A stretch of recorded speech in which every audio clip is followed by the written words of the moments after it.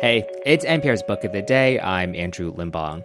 Today on the pod, we've got two music biographies looking at two very different acts. In a bit, we'll hear about a new biography of the rapper Tupac Shakur, but not before hearing about the rock band The Cars. And while these artists don't seem to have much in common at first glance, both books talk about how people's perception of them was just as important to their success as their actual music.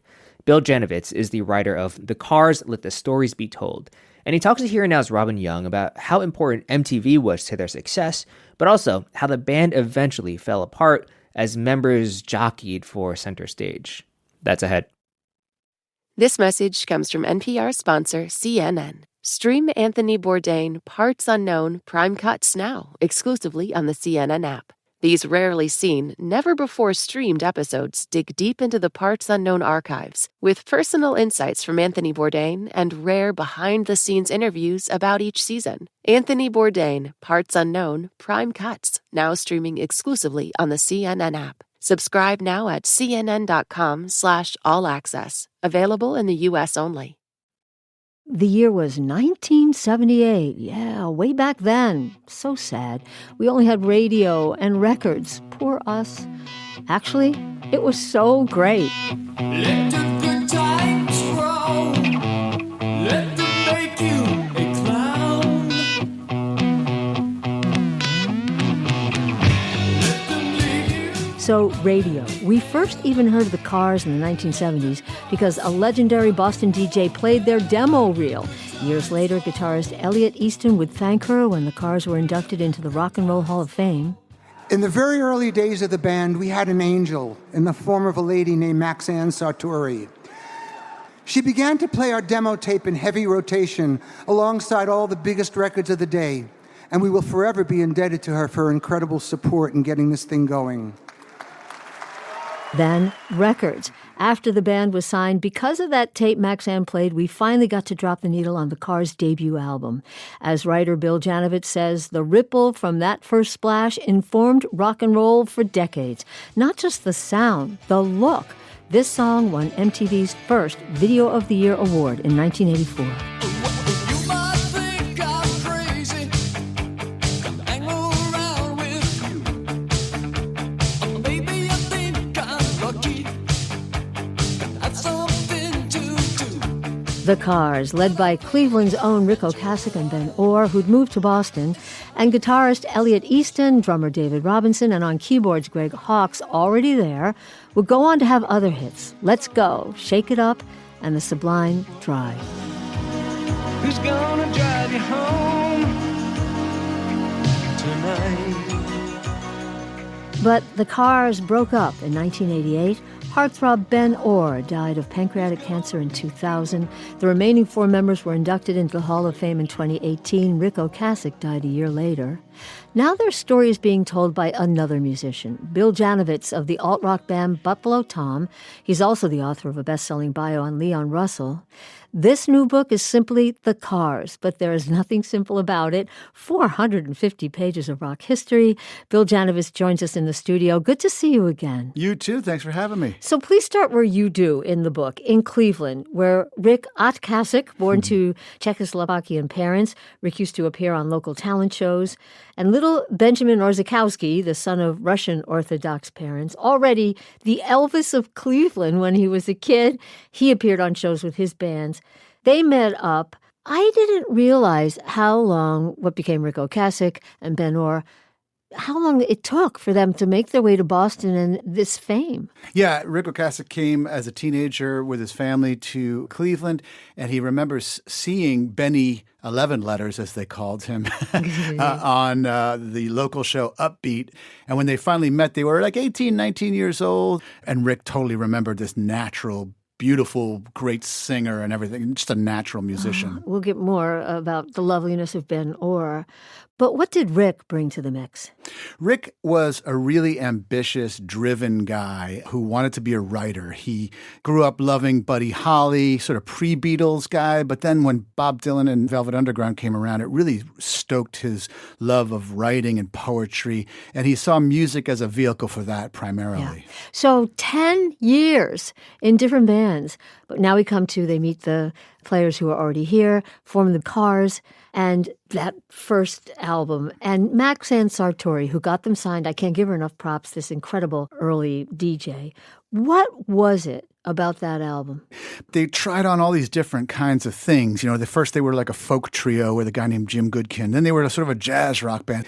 But Rick's writing got really distilled as he threw off these other things. And he realized what made a great pop song. And he struck on just the right combination of musicians with the help of Maxine Sartori, even in that regard, because she said, you've got to get David Robinson on drums from the Modern Lovers, who were already with Jonathan Richman, quite popular. Yeah. Well, and Maxine apparently played the Cars so often, people at BCN would hide the copies, so she couldn't do it. But she did. Here's just what I needed. I don't mind you hanging out and talking in your sleep. I guess you're just what I needed. Just what I needed. I needed someone to feed. I guess you're just what I needed. Just what I needed. I needed someone to please. Then that's followed by Candy O, which has their first top 20 single, Let's Go. Let's go. I like the nightlife, baby. She says. I like the nightlife, baby. She says. Let's go. Bill Janovitz, talk about the other things that just happened at this time. You've got videos, MTV, that propelled all this. Yeah, they were actually a little bit before MTV. They had the benefit of having a couple of videos already in their pocket, thanks to working with Jerry Casale of Devo, who was a real visionary. So by the time MTV came around, yeah, I mean, the Cars became sort of like, when you think of MTV, especially the early days, you really think of the Cars and Devo. You said that one thing that surprised you in researching the book, how controlling Rick Ocasek was. Aided in part by the man who became the manager of the Cars, this is Elliot Roberts, managed Joni Mitchell, Neil Young, single stars, and it seemed like the band members were pushed further and further into the background. In one video, they're even tiny little players on a bar of soap. It's just kind of metaphor. They really were edged out as the years went by. Rick really recognized the value of that team. It was a real band. There was never any other than the 5 members of this band. Nobody ever was swapped out. He particularly saw the value of Ben Orr as a good-looking frontman who sang half the songs on the first couple of records. Oh, the beauty of his musicianship was amazing. Amazing. And it really rounded off Rick's more angular sort of nature.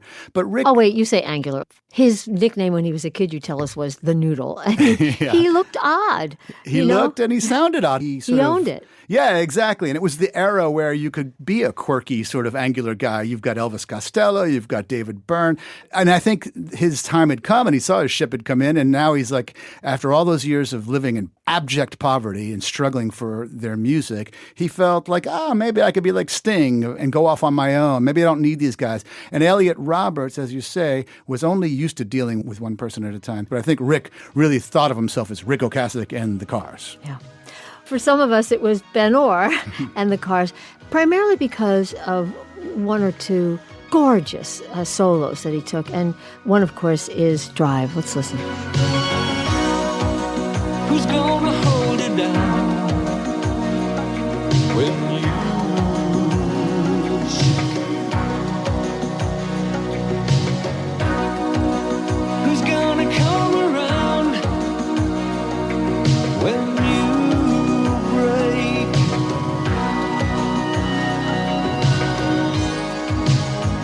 You can't go on thinking nothing's wrong. Who's gonna drive you home tonight? Can you clear this up? Because it appeared to a lot of us that Ben, part of his decline, and we know he had drug issues and then horrible health issues, but part of his decline was this sort of sadness at what was happening. I mean, he should have been, some of us felt, elevated more. What do you gather? Yeah, and I think Rick realized what he had done over the years. And these stories are complicated, right? I mean, Ben was a really outwardly passive guy, go along with everything, didn't really have an opinion on things. He was just a natural. But then when he finally had that ambition of wanting to write more, and not only ambition, but just sort of a resentment of being sort of edged out of Rick's life and the Cars, it started to take its toll. I mean, it took its toll on the entire band. The entire band started to fall apart, especially after Rick connected with Paulina Portiskova, his now would be his third wife. And that further, he went further into the stratosphere. But there was something else, a lesson for all bands. Who gets the publishing money for the songs? Rick Ocasek wrote every song. Right. He co-wrote a few. And credit to him, yeah. Yeah, he co-wrote a few with Greg Hawkes, who gave absolute form and color to his music, along with these other guys, Elliot Easton. Now, this gets into a question of like, what is writing and what's arranging, right? But that's a separate issue than, okay, we're a band. We should sort of divide up the publishing, which is where the money really comes. Maybe I take 60 and the rest of you guys take 40, but it was 100% to Rick, except for those notable exceptions with Greg Hawkes. And that led to a great inequality, especially as they stopped touring as much as they used to, which was a big source of revenue for the others. Right. Well, the band eventually broke up, 1988. What do you think the story of the Cars is? Is it a tragic story, the breakup, the what could have been, or is it a fabulous story of what's possible when you play on local TV in Cleveland? Yeah, it's both. It's like a family tragedy, right? It's a brotherhood. It was 5 guys and I think the story is that it was 5 people. It wasn't just Rick. It wasn't just Ben. It was these great 5 members that really made the sound of the Cars. But the tragedy is like, grown, especially men, especially of that era, not being able to truly communicate to each other and sustain it even longer. But I mean, how long can a great band last? I mean, 10 years is kind of the shelf life, really.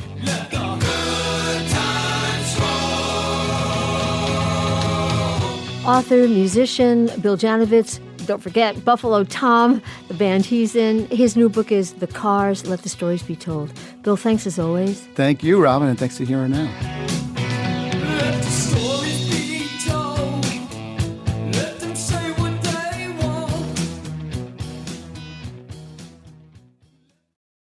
This message comes from Schwab. Everyone has moments when they could have done better, like cutting their own hair or forgetting sunscreen, so now you look like a tomato. Same goes for where you invest. Level up and invest smarter with Schwab. Get market insights, education, and human help when you need it. Learn more at schwab.com. This message comes from Mint Mobile. Starting at $15 a month, make the switch at mintmobile.com/switch. $45 upfront payment for 3 months. 5 gigabyte plan equivalent to $15 a month. Taxes and fees extra. First 3 months only. See terms. It's clear that Jeff Pearlman, author of the new book Only God Can Judge Me, loves Tupac, not just as an artist, but as a person, as someone who had more to give to music, to the world before he died. Here's Pearlman talking to NPR's A. Martinez. Tupac Shakur was one of the most influential pop culture figures of the 90s. His rap lyrics echoed the voices of disaffected black youth, and in some songs, he sought to lift his community out of that anguish. Hey, yo, I remember Marvin Gaye used to sing to me. He had me feeling like black was the thing to be. And suddenly the ghetto didn't seem so tough. And though we had it rough, we always had enough. But Tupac Shakur's life ended in tragedy when he was just 25 years old. Writer Jeff Pearlman wanted to know more about those 25 years, so he interviewed hundreds of people for a new book called Only God Can Judge Me, The Many Lives of Tupac Shakur. When I sat down with Pearlman, I asked about the incredible story of Tupac's mother, Afeni Shakur, who inspired the song Dear Mama. Cause when I was low, you was there for me. You never left me alone because you cared for me. And I can see you coming home after work late. You're in the kitchen trying to fix us a hot plate. So, Jeff, who was Afeni Shakur, and what was it like for Tupac to be raised by her?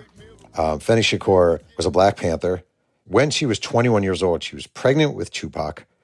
She was being shuttled from jail to a courthouse in Manhattan for something called the Panther 21 trial, which was that the government had infiltrated the Panthers and accused 21 members of the Black Panthers of trying to blow up different landmarks. And she was one of the people on trial. She turned down a court-appointed attorney, represented herself, and won while pregnant with Tupac. And later in her life, but not that much later, develops into a very, very, very serious crack addict who isn't there for her kids. So you have this guy who worships his mother and tells everyone he meets, oh, my mom was a Black Panther, Panther 21. My mom represented herself. And then at the same time has the sadness and the heartbreak of watching her fall into a state of disrepair. And there's this one moment when Tupac was 19 years old, he was supposed to fly to Atlanta, and a group he was hoping to help sent him $300 in cash to buy the plane ticket. And when he gets home, the money is gone, and his mother had used it to buy crack.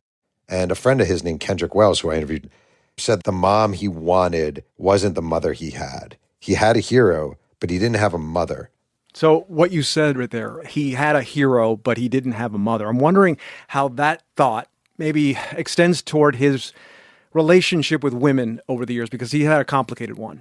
Oh, man, it's heartbreaking. He was 14 years old when he had his first sexual experience, and it was with a cousin.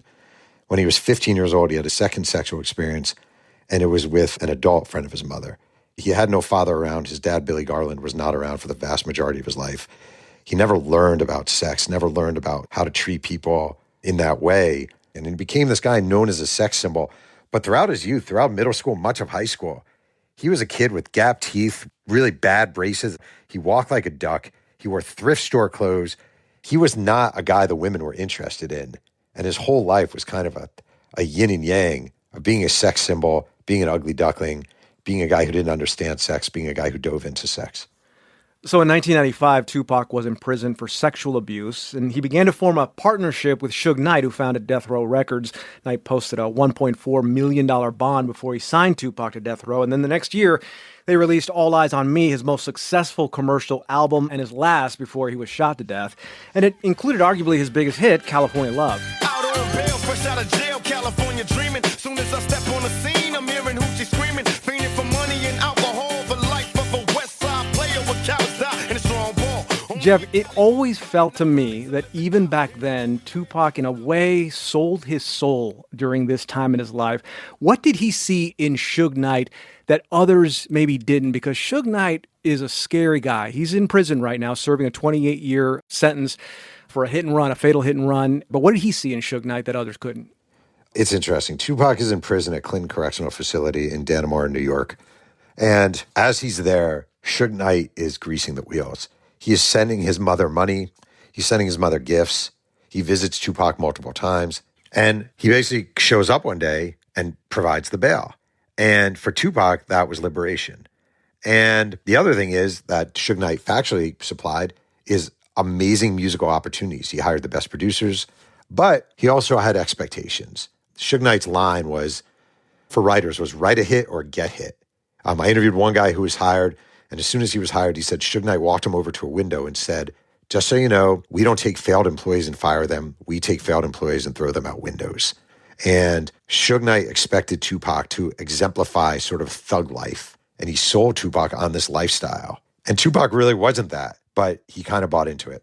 Yeah, because that album, as good as it was not what he was doing before. Before, it was a little more socially conscious. This was all about, as you say, this thug life that Suge Knight wanted him to kind of put out there. Now, he died in Las Vegas in September of 1996. As someone who has chronicled Tupac Shakur's whole life, all the accomplishments, all the pain, everything he's endured, all the mistakes he's made, what do you think about how his life ended? It sucks. It's the worst death I've ever written about or really even read about in regards to the pointlessness of it. They're in Las Vegas. It was the immediate aftermath of the Mike Tyson-Bruce Seldon fight at the MGM Grand. Tupac is walking through the lobby. He's with a bunch of death row guys. Standing there in the middle of the lobby is a guy named Orlando Anderson, who is a Southside Compton Crip. And a guy with Tupac says, that's the guy who stole my chain. Tupac walks up to him, says, you from the South, and then punches him in the face. And all the death row guys come in and stomp on him and beat him up. Then they leave. Later that night, Orlando Anderson, Keefe D, his uncle, two other guys, driving around kind of looking for Tupac. There he is at one point along the strip, dangling out of Suge Knight's car, hollering at women. And he shot him. And it's so stupid. Tupac had so many gifts and was so talented and had so much to contribute. His mom was a Black Panther. He was raised on this idea about raising up Black people as a community in this country and fighting for them. And this is how you die. And one of his friends said to me, if you really want to understand Tupac, his life and his death, you have to understand the idea that he swam in waters too deep. And I feel like that was a perfect example of a guy who wasn't a gangbanger swimming in waters that were way too deep for him. That's Jeff Pearlman, author of Only God Can Judge Me, The Many Lives of Tupac Shakur. Jeff, thanks a lot. Oh, thank you. I see no changes. All I see is And we should mention that Orlando Anderson, who is now deceased, consistently denied his involvement in Tupac's murder, and he was never tried. That's it for this week on NPR's Book of the Day. Let us know what you think. You can write to us at bookoftheday@npr.org. I'm Andrew Limbong. The podcast is produced by Chloe Weiner and edited by Megan Sullivan with help from Ivy Buck. Our founding editor is Petra Mayer. The show elements for this week were produced and edited by Jeanette Woods, Avery Keatley, Mallory Yu, John Ketchum, Lena Muhammad, Emiko Tamagawa, Todd Munt, Ahmad Daman, Catherine Fink, Lindsay Toddy, and Katie Klein. Yolanda Sanguini is our executive producer. Thanks for listening.